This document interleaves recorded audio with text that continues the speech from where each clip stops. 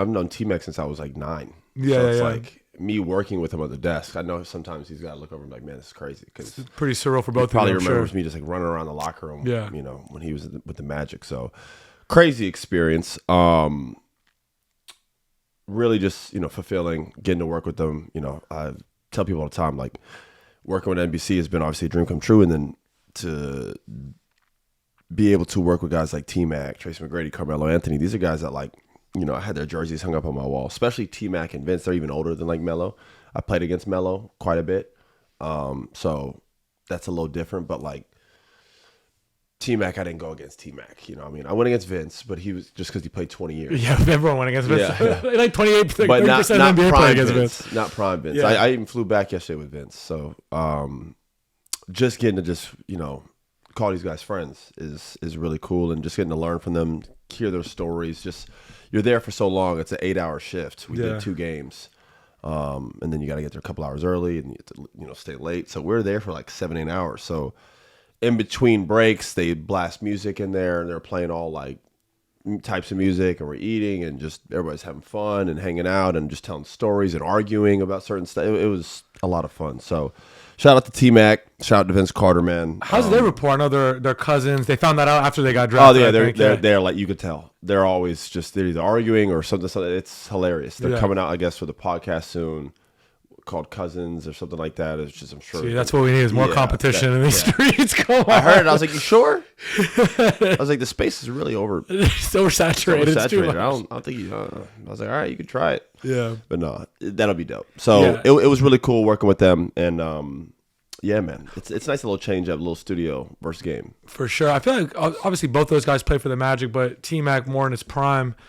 I don't think people that don't live in Orlando understand how good, how much he meant. Like, this was when Kobe was like, you know, winning those titles with Shaq. And I swear, I feel like, and I don't know, this is revisionist history. I'm trying to think back then. People were really vibing with more like the T-Mac Vince maybe at the time than like people with, you know, Kobe was like Shaq's sidekick. I mean, these guys were like, they were huge in front of the culture. Them, Allen Iverson, obviously. Well, yeah. Vince at one point was regarded as probably the most exciting player in basketball. He had a run where when he came to town, people sold out arena. Yeah. And it was just to see him get one breakaway. You just wanted one dunk from him, just his power. The shocking thing about Vince is like, I stand next to him, I'm like, bro, you're like 6'6". Because I'm like 6'4", 6'5". He's like an inch taller than me. And I'm like, the dunks, the way he would dunk is as if he was 6'10". I mean, like how easy he's just a freak of nature. I mean, T-Mac's is so tall. He's just a big dude, man. He like walks in the studio like, good God. He's like a 6'9", 6'10". He's like, they list him at 6'8". He's like really 6'9", 6'10". Yeah. He's huge.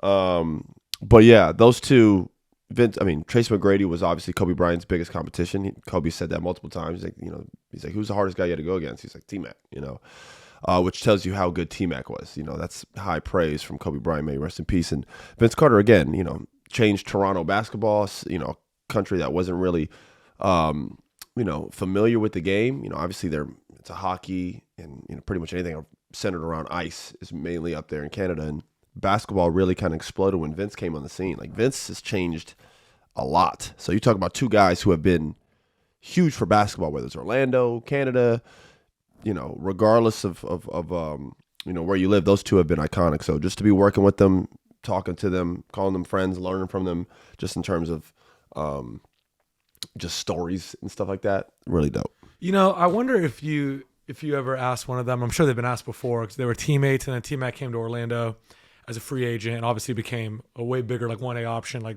you know, led the NBA in scoring at one point. I wonder if that's one of those. That's not a what, you know, people talk about OKC's what ifs or different people's what ifs. That's a what if right there that people don't really talk about, I feel like, as much. What if they stayed together? Those two being so good. And then we didn't know really what T-Mac was until he went to the Magic. Maybe the Raptors knew, like in practice, maybe he was doing these things. But could you imagine that duo in their primes if they stayed together? But like, here's the thing though, who would have been the Pippen, who would have been the Jordan? Because they both were like. Yeah, at that time. And I think they needed to separate for T-Mac to really reach his full potential. I think that was understood, which is why T-Mac left. Because even before T-Mac reached anywhere near his peak, they were competing against teams. I mean, they went to the playoffs and played against the Knicks. Right. They got swept, but, you know, By the way, that's an unbelievable memory. That is true. That's good. Yeah, but they were a really good team. I remember watching. I was a huge fan of T-Mac even before he came to the Orlando. I just loved his game. I loved the way he dunked. I loved his length on the court, how he moved. I was just the biggest T-Mac fan. And then obviously Vince was Vince Carter. Vince's athleticism and brilliance overshadows his skill as a basketball player. People don't really understand. Like, Vince is like one of the league leaders in scorer, and he was a guy who caught the ball in the post and was shooting fadeaways and doing the whole thing, you know. So they were good together, and that was before T-Mac even was T-Mac. That was Tracy McGrady. He wasn't even T-Mac yet. T-Mac is in Orlando.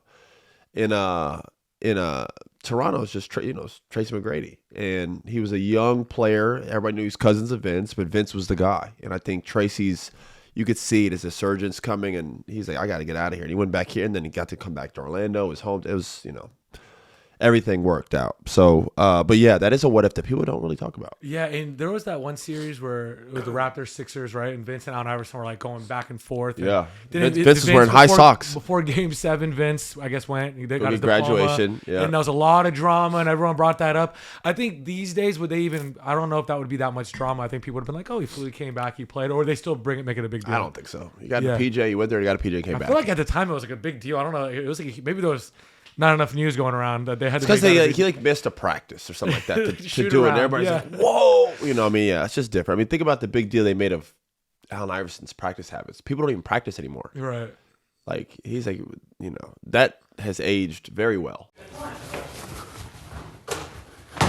Hit subscribe for more news, highlights, and analysis from the NBA on NBC.